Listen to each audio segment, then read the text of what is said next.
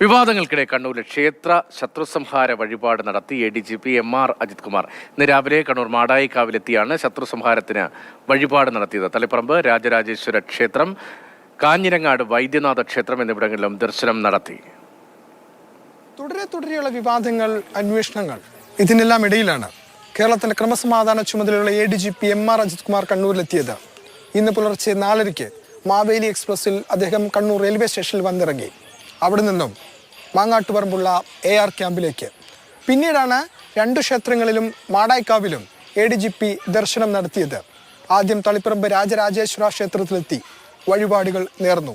അവിടെ നിന്നും കാഞ്ഞിരങ്ങാട് വൈദ്യനാഥ ക്ഷേത്രത്തിലെത്തി വഴിപാടുകൾ സമർപ്പിച്ചു.